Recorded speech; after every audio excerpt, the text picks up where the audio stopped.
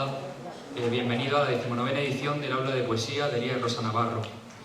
En primer lugar, me gustaría dar también las gracias a Ángeles, Teresa, Álvaro, Pepa, maestros y amigos. El hecho de haber buscado un hueco en vuestra apretada agenda, que nos impone el tiempo para venir a Lula y rendir homenaje a Javier Egea. Hablando del tiempo, cada vez tengo más claro que al final se trata de una cuestión de perspectiva. Cambian las personas de lugar, pero los sitios normalmente permanecen. Pienso que no hace mucho, en realidad realmente poco, yo estuve sentado en esas sillas que ahora mismo ocupáis algunos de vosotros, y cuando alguien nos presentaba a un poeta, mis amigos y yo, lo dotamos automáticamente de una aura sagrada, inaccesible. El temor era comprensible, acostumbrados a los poetas que firman con su nombre en la historia y se hacen eco en los libros de texto. Y es aún más comprensible hoy, ya que no presentamos a un poeta, sino que presentamos a 3 magníficos poetas y una magnífica narradora. Es normal sentir un poco de miedo. Sin embargo, tal y como fuimos aprendiendo poco a poco, este temor era completamente infundado. Y la aureola, como ya explicó Baudelaire, a estos poetas se les cayó hace tiempo. En primer lugar, porque son sencillamente humanos, ni santos ni profetas, profesores, escritores y ante todo lectores. Magníficas personas que uno espera encontrarse por los pasillos de la universidad, o por la calle, o por una calle cualquiera, para saber de ellos, para preguntarles qué tal va todo o en qué trabajan. Y aunque de sobra merecen una presentación exhaustiva, de la que ahora se va a encargar Pepa, amablemente, de su respectiva obra, hay otra labor que hoy nos reúne. Hablar de Javier Egea, de quién fue más allá de su obra, o de la biografía que todo nos dice y nada nos cuenta. Porque un hombre no es siempre lo que dictan sus circunstancias, porque a veces las personas se construyen a través de sus amigos, de sus lecturas, y la identidad, al final, es siempre una ficción. Y al plantearme hablar de Javier Egea, el primer recuerdo que tengo sobre él es el viejo retrato en el estudio de mi padre, para el niño que fui, un gesto familiar en la pared, que desde su lienzo contemplaba el vuelo estéril de mis horas. No fue hasta mucho más tarde, cuando poesía de por medio, conocí su pequeña verdad de enamorado, su noche canalla y su pobre amor tan viejo, tan torpe, tan cansado. Resulta imposible pensar en esta presentación como un acercamiento a quien nunca he conocido. Tal es la contradicción que subyace en la poesía y en toda la literatura en realidad. Uno siente que conoce a quien por circunstancias reales le es completamente ajeno, tal vez porque ignoramos la ficción autobiográfica y las máscaras extrañas del poeta. Sin embargo, y esto es una cosa que iréis descubriendo conforme pase el acto y conforme leáis los poemas de Javier, la poesía de Javier se resiste al engaño. Sus libros son un largo paréntesis de intimidad, en el que las palabras cobran el valor y la vitalidad que le faltaba al viejo retrato de mi padre.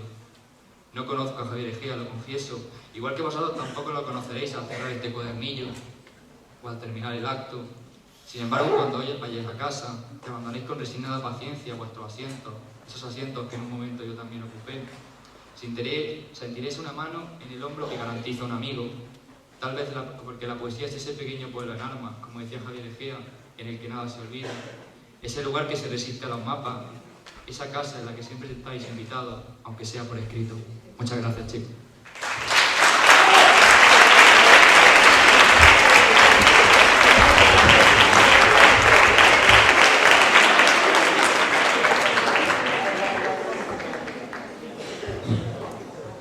Diciembre en el jardín. Esta es mi casa. Yo vivo en un lugar por encima del humo, entre una tumba antigua y una palabra nueva ya convertida en grito. Queda un trazo de mar por estos patios y una gran epidemia de palomas desalojó el corral y desnudó el alero. En las ventanas, águilas en vuelo y unas rejas sin voz. Pasado el sueño. Una caja de música de amarilla presencia, un barco de papel desvencijado y solo, y una herida en la luz, como recuerdo. Entre nube y metal me llega el día, entre piedra y coral, como un presagio. Desde el fondo al petril, llenando huecos, el filo de la noche me abandona y me sorprende el sol. Y una gran siembra, sueño en los rincones, de luces para ti. Libres me anuncia el corazón sus alas, diciembre en el jardín. Esta es mi casa, esta es mi casa, para ti, mi amor.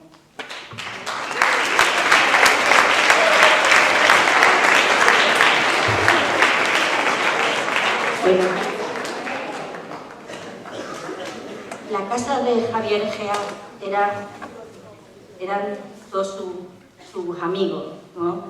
Ellos eran su casa y él siempre se sintió reconfortado en ello. Hoy no solo tenéis la posibilidad de conocer a un poeta, Javier Egea, sino que tenéis la gran suerte de conocer a una generación, a un grupo. ¿Sabéis la importancia que tiene el concepto de grupo poético? Habéis estudiado la generación del 98, habéis estudiado la generación del 27. Estáis ante un grupo que ha marcado historia en la poesía. Y es el grupo que se llamó primero La Otra Sentimentalidad y bueno, luego se ha venido a llamar la poesía de la experiencia. Pero estáis ante bueno, tres poetas que han marcado ya historia. Lo inusual suele marcar las cosas prodigiosas, las cosas estupendas. Inusual es todo. Inusual, por ejemplo, es el curso en el que entró María Ángeles Mora y Teresa Gómez a la Universidad de Granada, porque no era un curso normal, no venían de un instituto, no llegaban a una universidad, sino que era un curso a caballo entre lo que hoy es ya ni siquiera el COU, ya estamos en la vida de los dinosaurios. PREU, que era el curso intermedio entre el bachillerato y la universidad, que luego se llamó COU y que ahora es tercero de bachillerato, ¿no? El segundo de bachillerato, ¿no? El curso. Y ellas entraron en un curso extraño de repesca, que era estudiantes que venían de distintos lugares, con distintas circunstancias, que decidían estudiar literatura. Teresa había hecho magisterio y María Pica también, pero y las dos, cada una por su cuenta, pero que veníais cada una por su historia, no tal, y coincidís en el mismo curso. Comunes, los dos primeros cursos. ¿Ya entrabais directamente? No teníamos que hacer los dos primeros cursos, pero... ¿Y entrabais en tercero? Como... En tercero. Entramos en tercero.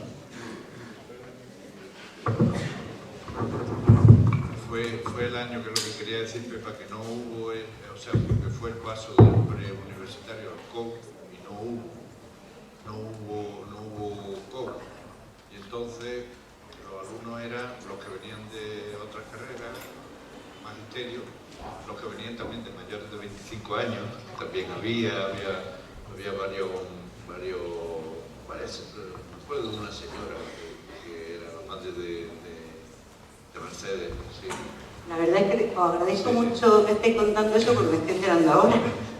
Sí, para mí era un curso efectivamente sorprendente, pues porque efectivamente había gente de muchas edades que había desde gente muy jovencita hasta gente muy mayor. Pero la verdad que nunca había pensado yo por qué había ocurrido eso así. Sí sé que era el curso, lo que llamábamos entonces de adaptación, ¿no? O algo así.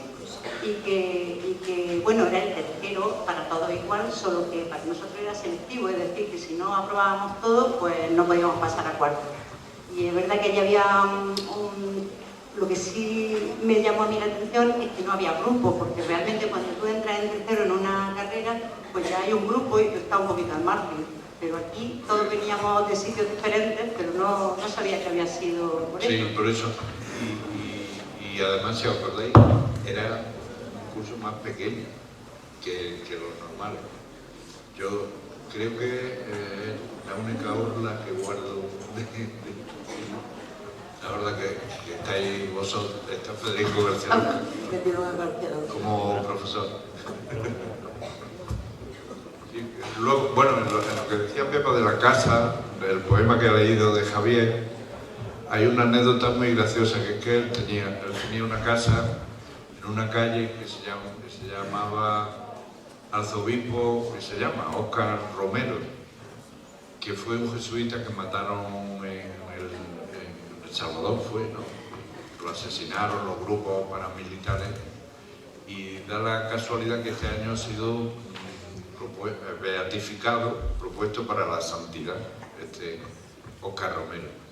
Eso le hubiera gustado mucho a Javier, vivir en esa calle.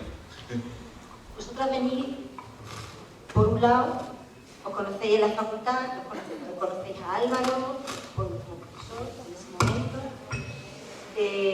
y os encontráis, ¿en qué momento os encontráis con Javier, no solo con el Javier persona, sino con el Javier poeta? Porque claro, a Álvaro ya sí que conocíais a Álvaro poeta, ¿no? Yo cuando llegué a Granada, el primer poeta que conocí fue Álvaro Salvador. Porque fui a un recital, yo venía de Madrid, fui a un recital de Antonio Hernández, y yo conocí a Antonio Hernández, que es otro poeta, y me presentó a Álvaro. Pero a Javier Egea yo lo conocí, la primera vez que lo oí recitar fue en un club que estaba en la calle de la Concha en Granada, que se llamaba El Arellano. Un bar, ¿no? Un bar. Pero de ahí me sorprendió, recitó aquel poema Ameler, camarada por el frío. Me impresionó mucho. A partir de entonces empecé a leerlo y a seguirlo. Y a Álvaro y a Luis, que también está para la facultad. Pues bueno, yo en realidad a Javier lo conocí antes que a todos vosotros incluso, ¿no? Porque yo estaba haciendo magisterio, pero hacía magisterio, la especialidad entonces no era como ahora que es primaria, sino que era por especialidades. Yo hacía lingüística, ¿no?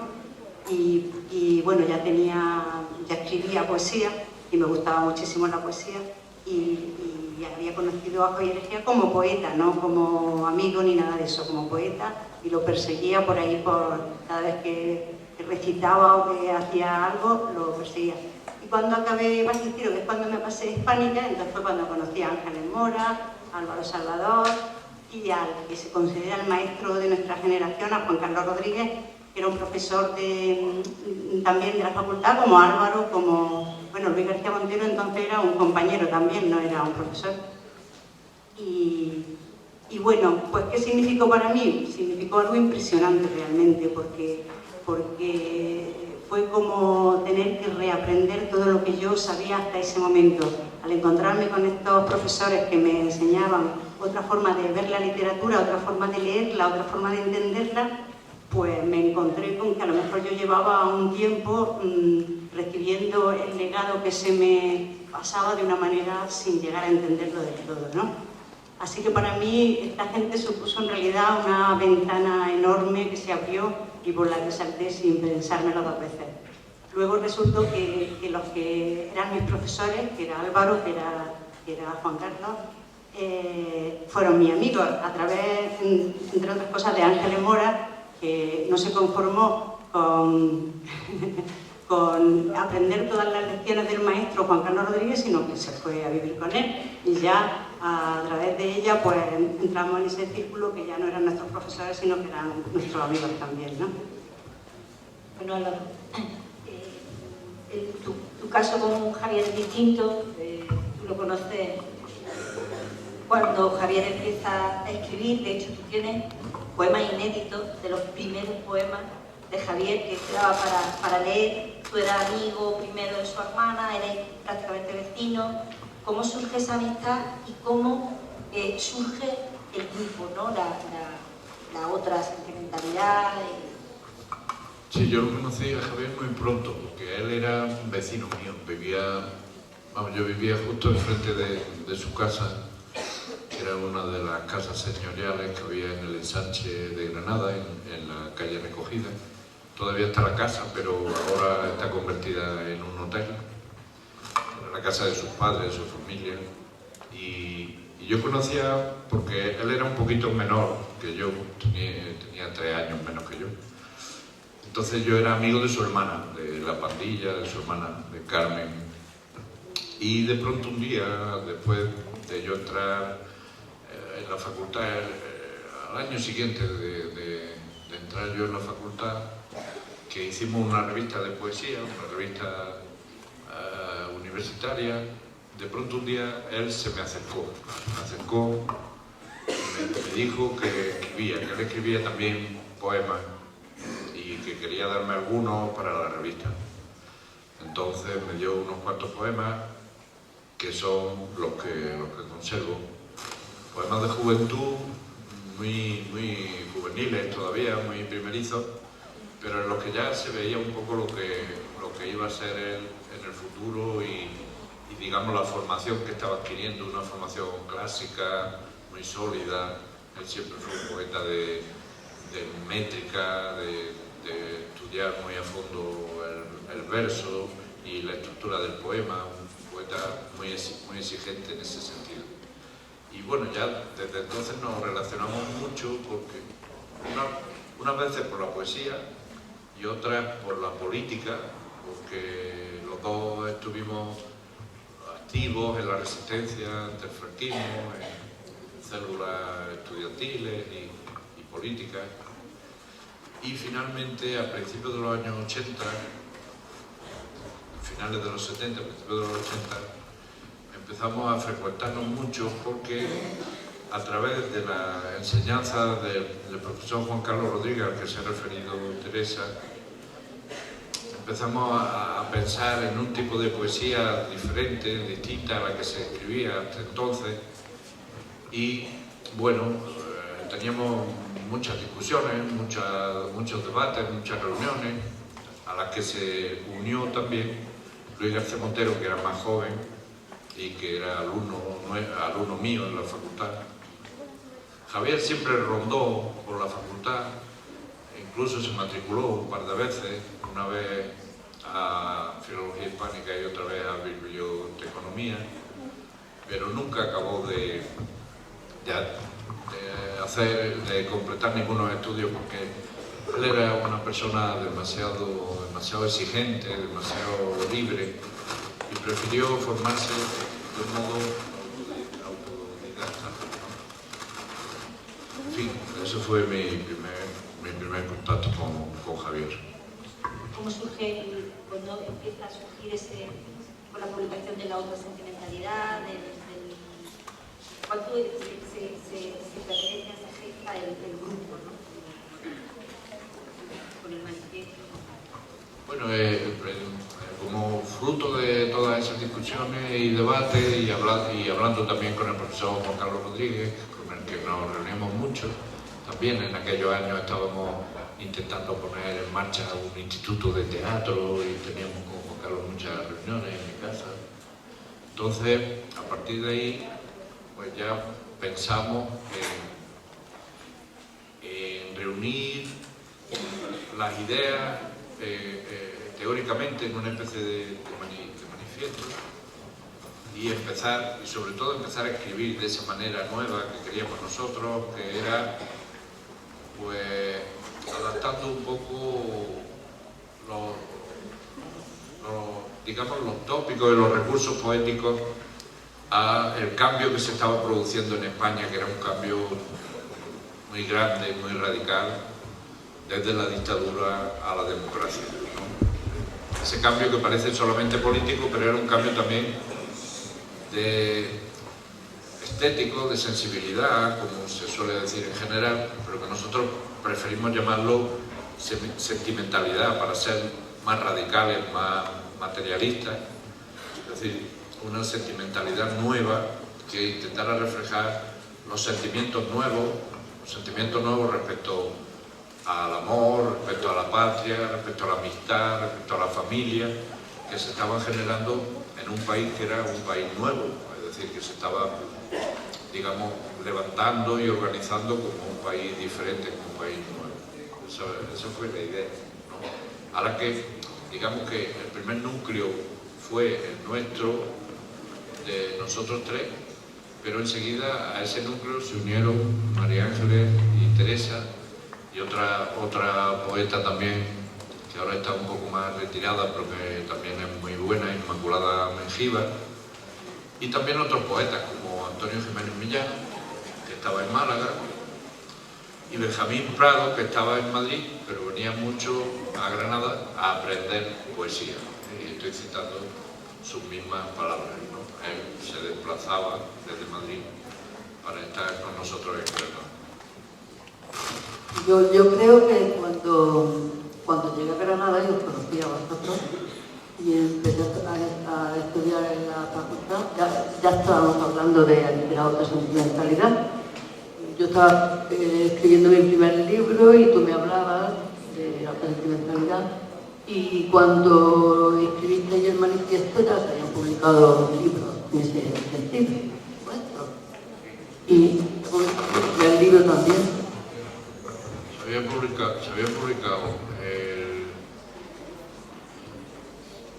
El jardín extranjero de Luis, que fue premio, el mío la corteza del fruto, y el tuyo primero, Pensando que el camino iba derecho. Esos 3 libros se habían...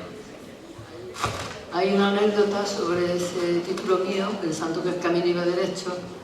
Yo a ese libro primero le había puesto otro título, le había puesto Donde da la vuelta el corazón, porque ya estaba yo queriendo salir de la poesía tradicional y entrar en este otro tipo de poesía. Y fue precisamente Javier Egea, al que le dejé el manuscrito, vio que en la segunda parte del libro yo tenía una cita de Garcilaso de la Vega que decía Pensando que el camino iba derecho, en un soneto, y me dijo Javier, este es el título. Y entonces le cambié el título al libro y se tituló Pensando que el camino iba derecho. Que a mí me gusta mucho ese título y además recogía mucho la idea de mi libro, pero que en aquel momento me parecía como demasiado largo. Mi primer libro, cada vez que me preguntaban cómo se titula, pues yo, Pensando que el camino iba derecho. Me costaba hasta trabajo decirlo. Pero bueno, esa era la anécdota que tuve con Javier, que fue el que en realidad me cambió el título de mi primer libro. Y bueno, luego yo seguí escribiendo, ya estaba... En el 85, ¿cuándo se publicó el manifiesto? En el 85 publiqué yo la canción del olvido, que ya sí que era dentro del tono de la autosentimentalidad, que era una especie de... teníamos una intención de lucha ideológica, que cambiaba un poco los sentimientos que teníamos, que se tenían como tópicos en la sociedad. Bueno, yo puedo contar que soy un poquito más joven, muy poco, pero lo justo para que en aquella época en la que yo empecé a entrar en contacto con este grupo, pues a mí me parecían ellos muy mayores. Ahora me hace gracia porque veo que somos prácticamente de la misma edad, ¿no? Pero en esa época, cuando te llevas 5 o 6 años, te parece que... Y encima que yo llegaba nueva, digamos, a ese ambiente poético, y ellos eran poetas consagrados, ¿no? Porque Álvaro Salvador era ya una persona sumamente conocida en Granada, famosa, Javier Egea, Luis García Montero, y Ángeles Mora, como venía de Córdoba, todavía no se le conocía mucho, pero también tenía ya un libro publicado. Por tanto, para mí ellos eran poetas famosos, consagrados, y yo estaba empezando, ¿no? Aunque ya tenía muchos poemas escritos y ya me consideraba que estaba en el camino de la poesía, vamos a decir, profesional, o por lo menos estaba eso en mis ganas y en mis intenciones. Pero bueno, esto era para deciros que realmente viví esos primeros momentos en una situación que yo considero un poco de privilegio, porque era la situación del aprendiz, es decir, de la persona que está ahí en ese grupo viviendo toda esa experiencia, pero sin atreverse mucho a participar como uno más, ¿no? Pues y eso, aunque en ese momento a lo mejor a veces me hacía sentirme un poco acobardada o avergonzada, pero ahora desde la distancia veo que fue muy bonito, porque esa situación de como he dicho, de aprendiz, me puso en la situación de estar siempre alerta, escuchando todo lo que decían y todas las propuestas que hacían.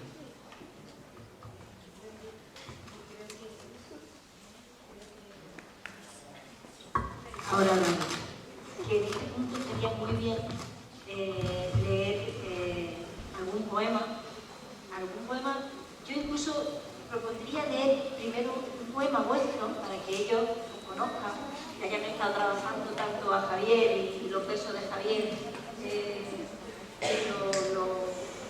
conocer un poco un poema vuestro para que ellos conozcan vuestra poesía, ¿no? Y bueno, como Luis no está, no sé si te apetecería leerlo aquí, el poema de Luis, que está en el cuadernillo, y leer cada uno el vuestro y ellos conozcan también el verso. ¿Se escucha? Sí. Vale.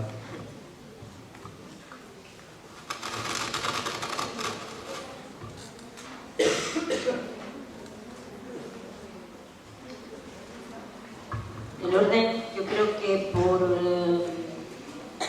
pondría Álvaro primero, María Ángeles, Sí, Luis y Teresa por juventud.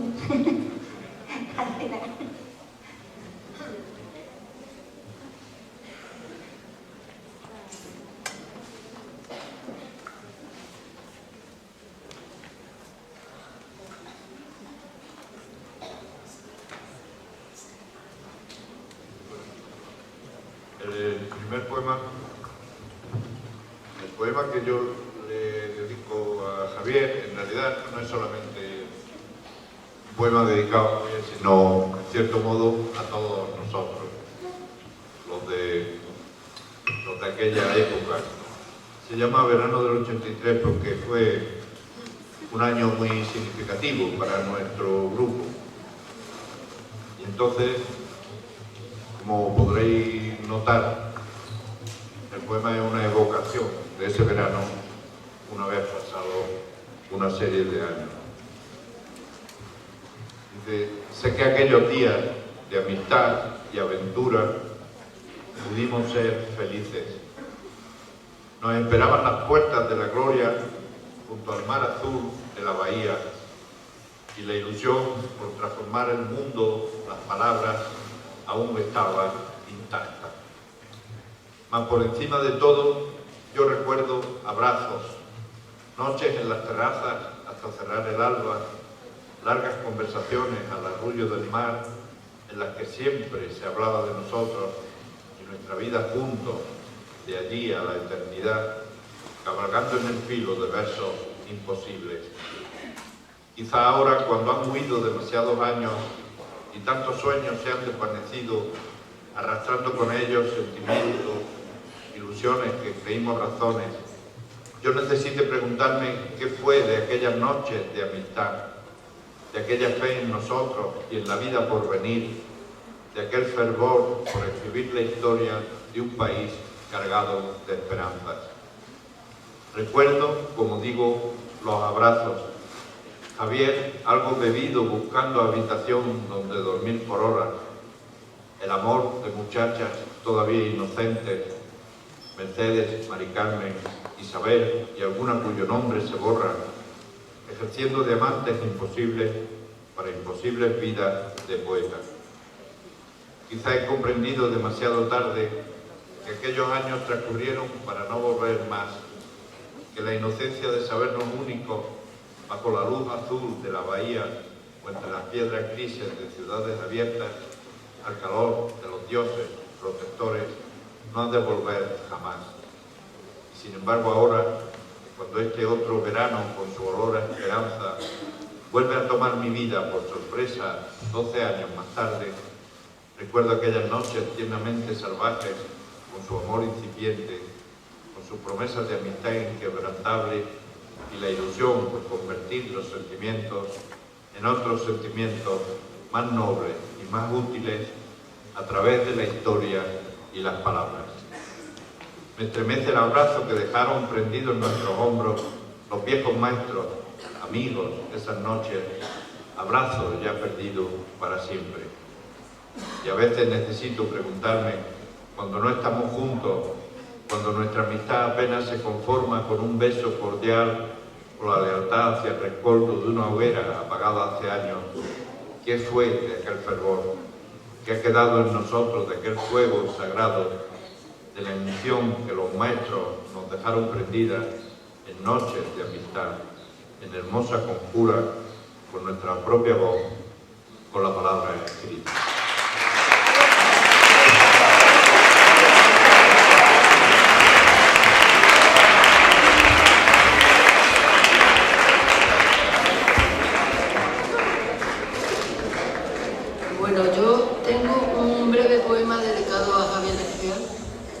Pero antes voy a leer otro que también recuerdo a todo el grupo, como tú, Bárbara.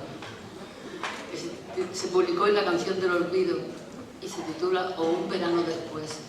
Y lleva una cita de Nietzsche: asciende pues, asciende tu gran mediodía.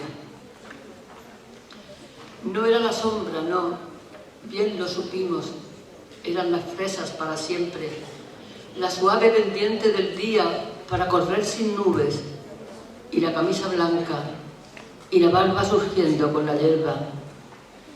Era tenderse al sol mientras quedan las 12, acariciar la piel de las cerezas, sentir los labios de la luz, negar lo negro. Y era besarnos entre los autobuses y doblar las esquinas todos juntos y bebernos un hondo vino cómplice. No era la sombra, no, bien lo sabíamos, en aquel mediodía de amarillos o allá en los extrarradios de la tarde, cuando lejos, llamándonos, guiñaban las luciérnagas desde las avenidas. No era la sombra, no, bien lo sabíamos, le pusimos un nombre a la esperanza, ardieron los minutos y la belleza fue una canción creciendo en la sucia garganta de la historia.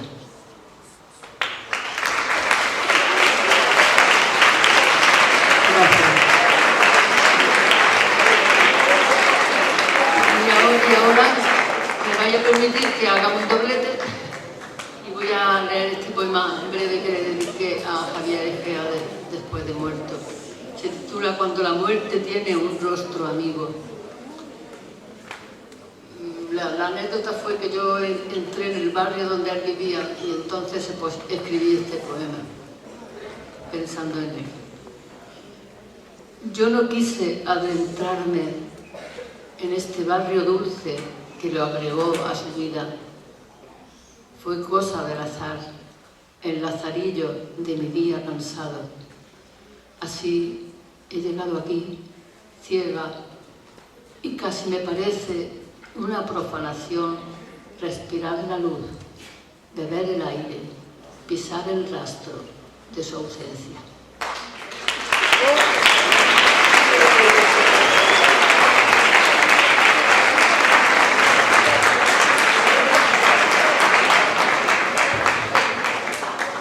Bueno, como sucede un poco a veces con las generaciones, esto sucede mucho con las generaciones, aunque se ha hablado aquí de una serie de nombres, quedan otros muchos por el camino.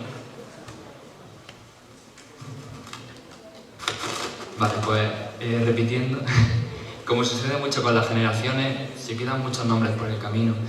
Y pienso, por ejemplo, no sé si hablarán también, me imagino que después, de Tato Révora, de La Tertulia, de Juan Vido, un amigo de la distancia que bueno, ha tenido el detalle de este magnífico retrato de Javier. Y bueno, en el poema de Luis se habla mucho de una ciudad, y no una ciudad cualquiera, no es, ni siquiera es la ciudad de Granada, es la ciudad de aquella Granada. Y creo que resulta un poco interesante antes de enfocar el poema. Se llama Defensa de aquella amistad, a Juan Manuel, maestro de la duda. La ciudad prometida, que se llamaba Noche, tuvo dos argumentos para buscar la luz. Cuando Javier venía escondido en su risa, la inocencia y el fuego arañaban las copas. Antonio trajo entonces un sol para noctámbulos. En aquellos inviernos de nubes escolásticas, los reunidos pactaban las lluvias de verano. Juan Carlos, el teórico, descubría dos versos en los malos poemas y en las buenas canciones. Mariano conspiraba a favor de la ópera. En aquella ciudad, en aquella insolente ciudad de la alegría recién inaugurada, Álvaro deshojó los ritos del fruto y la palabra hoy. Juan tenía en sus ojos el olor a pintura que necesita un sueño. Las ciudades se pliegan, se despliegan, suceden y se abren nocturnas como fotografías a través de los hechos, las desapariciones, existiendo dos veces temblorosas, verbales, a la luz del pasado y a los pies de la vida. No sé qué más, el tiempo de los días siguientes, como Andrés, se hizo largo en una biblioteca. Siempre fue de mal gusto cerrar antes de hora. Ciudad de los olvidos, la fábrica del sur, conmigo vas, mi corazón te lleva.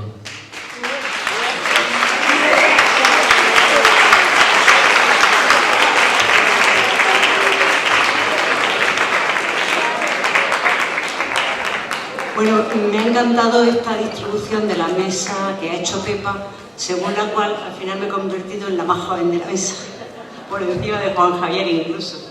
Muchas gracias, Pepa.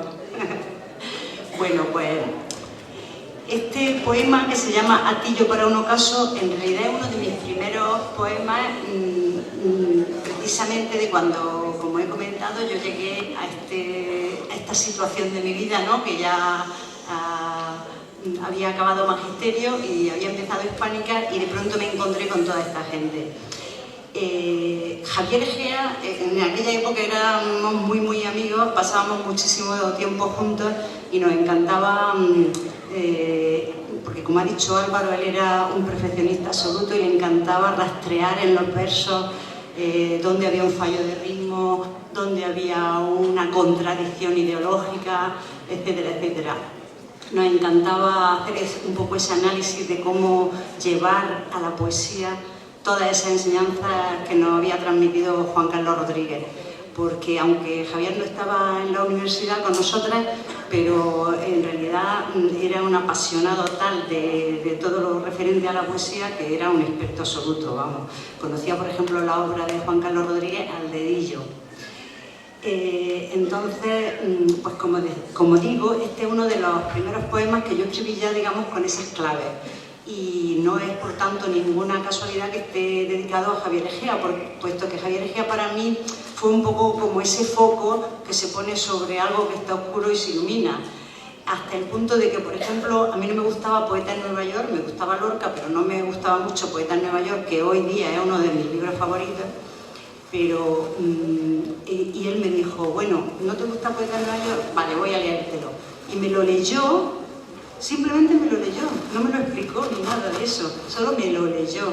Pero es esa magia que se produce cuando alguien siente pasión por algo y consigue transmitírtelo sin ni siquiera tener que explicártelo, ¿no? Bueno, pues por todas esas razones por las que yo dediqué este poema a Javier, que es un poema que está lleno de imágenes bastante simbolistas. Os lo quiero explicar un poquillo para que lo entendáis, porque realmente un primer intento mío muy importante de, digamos, pasar a poesía lo que era clave del radical historicismo del que nos hablaba continuamente Juan Carlos Rodríguez. Por ejemplo, yo digo, quiero llorar de tanta madrugada desnuda en los aleros, y ese desnuda, con ese desnuda estoy queriendo decir un poco ese quitarme de encima, como decía Álvaro antes, toda esa transmisión de conceptos que iba unido a las palabras, ¿no? Y entonces queríamos darle un nuevo sentido a las palabras. A lo mejor compañero para nosotros no era lo que se nos había transmitido, ¿no? Queríamos dotarlos de un significado nuevo, también como más cercano al análisis desde la ternura. Y eso es lo que yo pretendo aquí. Cuando tú intentas romper con algo, eso siempre arrastra dolor y arrastra rupturas, ¿no? Claro, pues como he dicho. Entonces, por ejemplo, cuando digo no será posible sino con las heridas, sino con los destrozos, sino con los vencejos sangrando en las orillas, estoy haciendo una referencia a eso, ¿no? Al dolor que produce cuando tú tienes que romper con las propias palabras que has heredado porque quieres darle un sentido nuevo, y no solo con las palabras, sino incluso con los propios sentimientos, lo que hablábamos de que por eso se llama la otra sentimentalidad, ¿no? Porque era un cuestionamiento no solo del lenguaje, sino también de los sentimientos que expresa ese lenguaje, ¿no? Vale, pues lo voy a leer ya. Y dice así: quiero llorar de tanta madrugada desnuda en los aleros, de tanta golondrina cubierta por el río, de tanta madrugada. Quiero llorar desnuda para siempre, y no será posible sin tus labios cansados, sin comprender la vocación de luna que llevas en el gesto, amanecer por esa luz distinta de tus brazos. Y no será posible sobre tantos inviernos, con este fuego ya casi apagado, si no fuera este invierno sentir toda la muerte entre las manos. Y no será posible sino con las heridas, sino con los destrozos, sino con los vencejos sangrando en las orillas, dejar la puerta abierta para siempre. Buscadme por su rostro malherida de calles, aventurada y sola. Traigo una luna rota, traigo un dolor de pechos y ternura.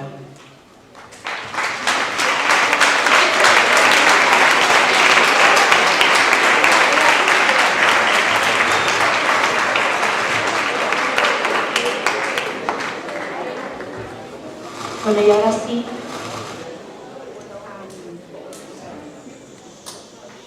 claro, yo creo que cada uno de vosotros haga su pequeño homenaje a Javier, pues leyendo un poema o comentando como queráis. No sé quién quiere empezar. Álvaro y María Ángeles y termina. Teresa.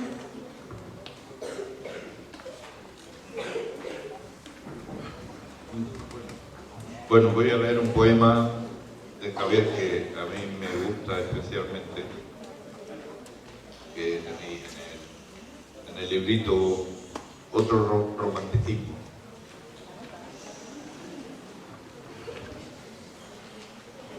Porque es un poema que quiere explicar su poética y, en cierto modo, la poética que todos perseguíamos en aquel momento. Es un poema que, como veis, lleva dos citas, una de Garcilaso de la Vega, Las aguas del olvido, y otra de César Vallejo, el poeta peruano, Hay golpes en la vida tan fuertes, yo no sé. Digamos que él pide con esa cita la vocación de dos poetas importantes, ¿no? Garcilaso, el fundador de la tradición de la poesía moderna en español, y de otra parte Vallejo, que es, en cierto modo, no la ruptura de esa tradición, pero sí la, digamos, reconversión moderna de esa tradición. Es decir, un poeta muy existencial, muy pegado a los seres humanos más sencillos, más humildes, pero por otra parte también un investigador del lenguaje, un poeta que pone siempre a la lengua contra la pared, y ese tipo de retos le gustaban mucho a Javier Egea. Bueno, voy a leerlo y después, si acaso, lo comentamos un poco más el poema.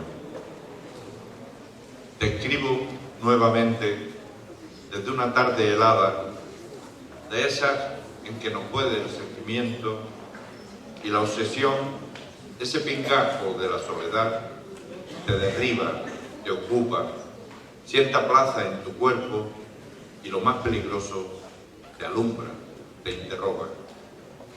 Y ves que los renglones se estrechan, las letras se amontonan y comprendes el hueco imposible, el espacio que nunca compartimos y este bello recurso de contarte la vida, poblando de historia y de sueños las hojas tibias del dolor que tanto me recuerdan tus muslos o tu espalda. Por ellos navegué durante tanto tiempo, en ellos aprendí tantas cosas extrañas, tanto golpe de mar, que parece imposible olvidarte así de pronto, como quien tira la luz por la ventana, como quien se despuebla de golpe de esperanza.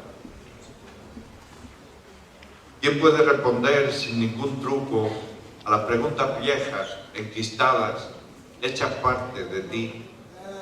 ¿Quién cruzará de un salto las aguas del olvido sin sentir cómo quema en la carne la sorpresa de un día, las sábanas de un día, los cuerpos ofreciéndose, las ojeras del gozo al amanecer? No volverá el amor, aquel juego con náufragos y cofres, a sorprendernos con su mano abierta, a dejar en la playa de un hombro, como alga de plata que reposa la saliva brillante del deseo. Hay golpes en la vida tan fuertes, yo no sé. Por eso he de decirte, aunque sea por escrito, que está la casa abierta para ti, que te esperan los libros, el té, mi soledad, las dudas de las tardes de domingo, la pequeña verdad que no se tiene en pie sin tus palabras. No es posible saber cuando todo enmudece y la vida se ha vuelto una sórdida esquina, si nos falló el presentimiento, o será que el mercado nos fue tragando con sus comadres y su algarabía, que no supimos vernos ni hablarnos entre anuncios de sopas luminosas, promesas y altavoces, pregonando los últimos saltos de la felicidad. ¿Será que llevaremos inevitablemente un lenguaje podrido que amarga el paladar y te pone a escupir en mitad de la urgencia, cuando toda la historia apenas si consiste en decirnos que sí, que nos amamos? Y los golpes tan fuertes, las aguas del olvido tan hondas, yo no sé. Hay cosas en la vida que solo se resuelven junto a un cuerpo que ama, y cartas que se escriben cuando la prisa clava su aguijón y te deja colgando del alero y te da por pensar que es posible que no nos conociéramos, aunque fuimos viviendo el mismo frío, la misma explotación, el mismo compromiso de seguir adelante a pesar del dolor.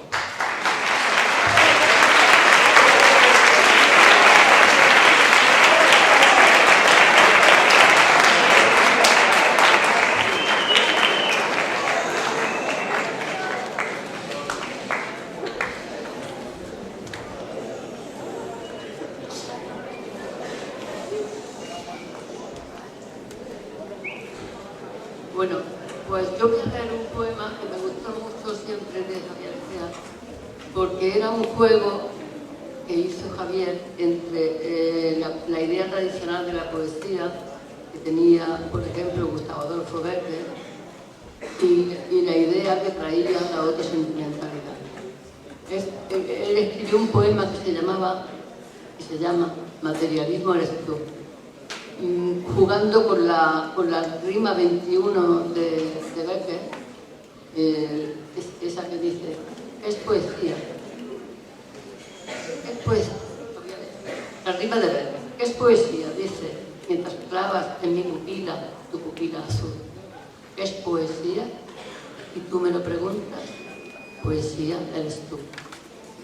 Pues Javier jugó con eso y decía en el poema, el título era Materialismo eres tú. No poesía eres tú, sino materialismo eres tú. ¿Qué quiere decir? Que la poesía, tal como la mujer, no solo es material y concreta, sino también que trae una luz, una nueva luz para pensar la vida y para darnos otro camino diferente para entender el mundo y cambiarlo, intentar cambiarlo, el mundo y los sentimientos. Entonces, este poema, voy a leer este poema porque creo que es muy significativo en la trayectoria y en la idea de la autosentimentalidad. Materialismo eres tú. Lleva la cita de Bécquer y tú me lo preguntas.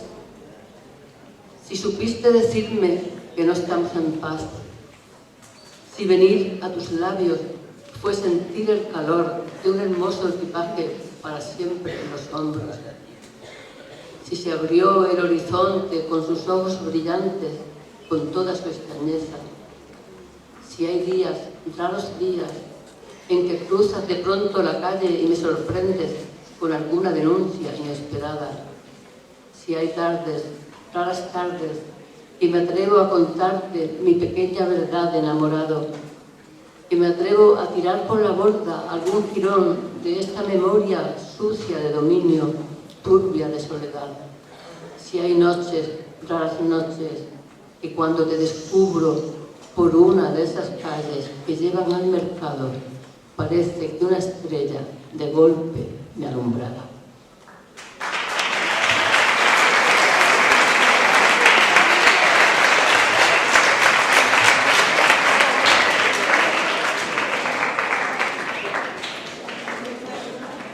Bueno, pues, como ha dicho Juan Javier antes, en Granada hay un lugar que es un poco como un templo para los poetas de nuestra generación y veo que sigue siendo un templo para los poetas de las generaciones posteriores, que se llama La Tertulia.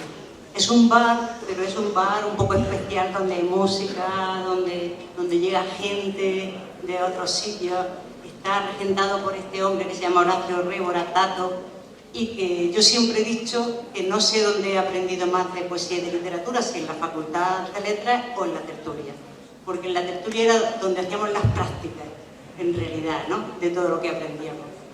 Y era un lugar que Tato se preocupaba tanto de mantener vivo, que por allí ha pasado Alberti, por allí han pasado José Agustín Goytisolo, no sé qué ha pasado, Ángel González, por allí iban pasando todos nuestros mitos, ¿no? Esto en cuanto a poetas, también pasaban científicos, pintores, cantantes como Morente, por supuesto Miguel Ríos, bueno, en fin, era un sitio apasionante, Sabina, y también, como Tato es argentino y era exiliado, pues también pasaban gente que venía de otros sitios, gente que venía de Nicaragua, de El Salvador, y que a través de la nostalgia por sus países, por su historia que nos transmitían, iban generando en nosotros un compromiso de solidaridad y de lucha que yo creo que a todos nosotros de alguna manera nos define también esa vivencia, ¿no? La vivencia que representó la tertulia y que sigue representando, porque este hombre tiene la capacidad de reformularse continuamente, y hoy día seguro que Juan Javier pasa allí mucho rato. La gente joven también tiene allí la oportunidad de presentar sus libros, bueno, en fin. Hubo un momento en que a Tato, que como he dicho argentino, se le ocurrió hacer un concurso de letras de tango, y entonces muchos poetas, Álvaro también, tú no, ¿verdad? Bueno, muchos poetas de Granada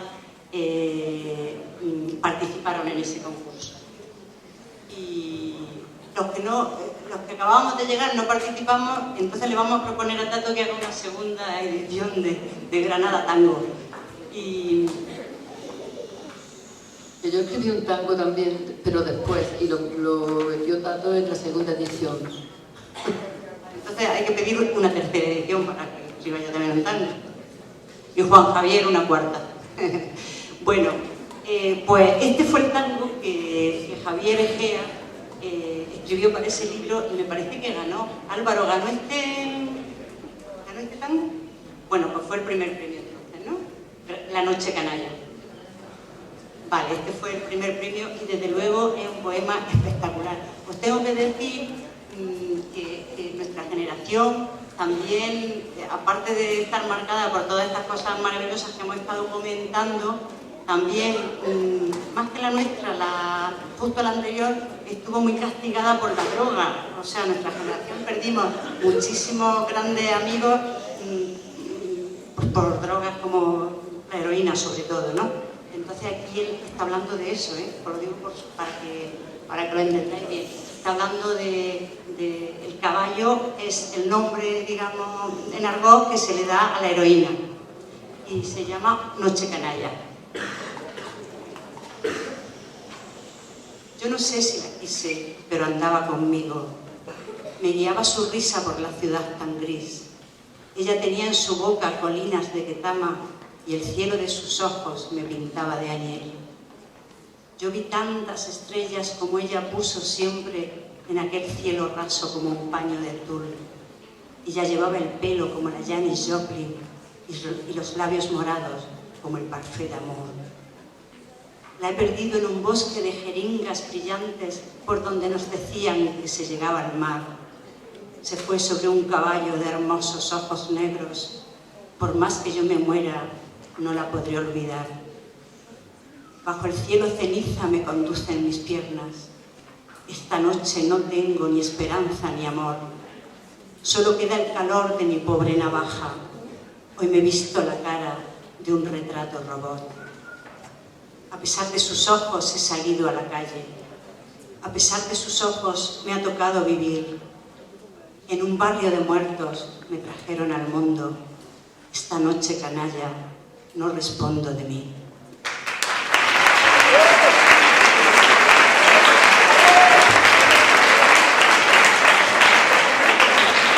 Bueno,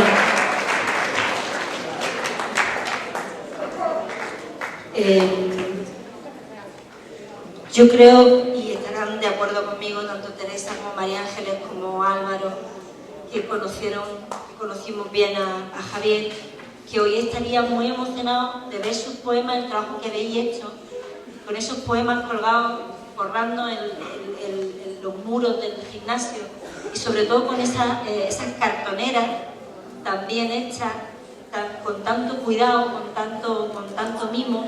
Yo creo que a Javier le hubiera emocionado muchísimo.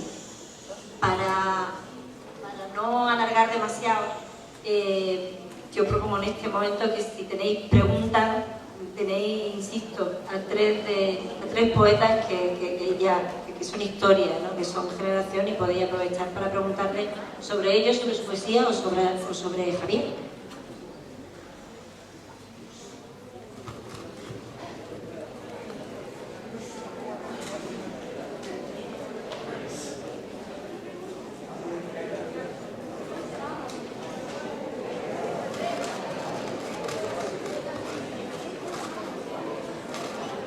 Sí.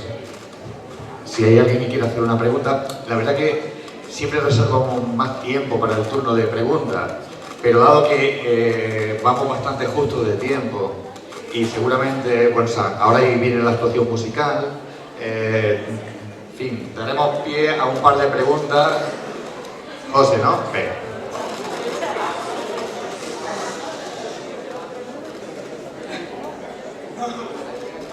¿De qué manera quiso Javier Egea acercar su poesía al pueblo?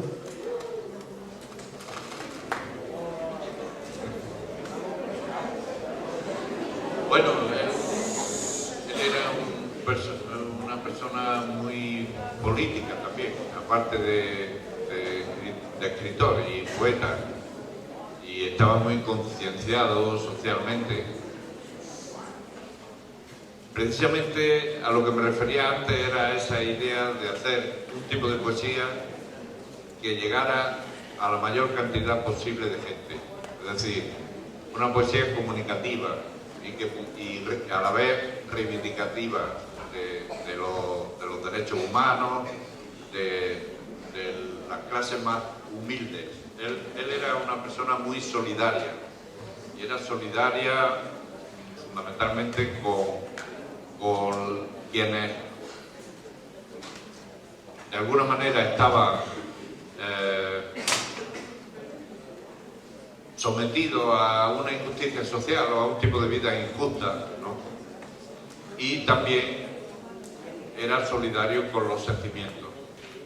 Entonces, bueno, yo creo que su investigación siempre fue en ese sentido, emocional, para transmitir, para comunicar ideas, ¿no? Esa fue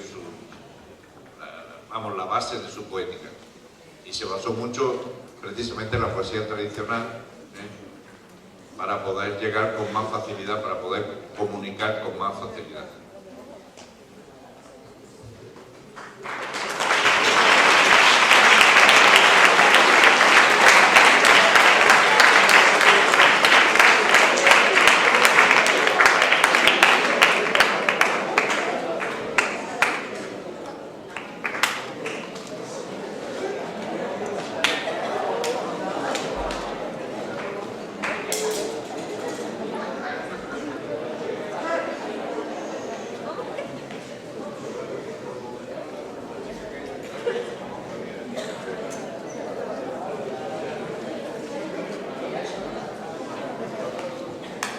¿Alguna vez has dejado de pensar de escribir?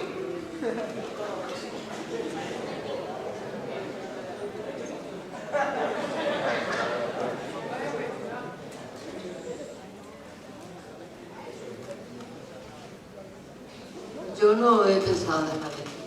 Para mí la poesía es una forma de vida, y es mi forma de vida, mi manera de pensar en la vida y de transformar, intentar que la vida también se transforme, que lo que yo escribo llegue a los lectores. El poema no es mi poema. Cuando yo escribo un poema deja de ser mío, es de los demás, de los lectores, y cada uno ve reflejada su vida en las imágenes que levanta el poema y en las reflexiones que lleva el poema. Y por eso yo nunca he dejado de... Por el momento no he pensado dejar de escribir porque no dejo de pensar y de hablar conmigo misma. El poeta siempre deja que su voz interior, esa que todos tenemos dentro, hable en el poema.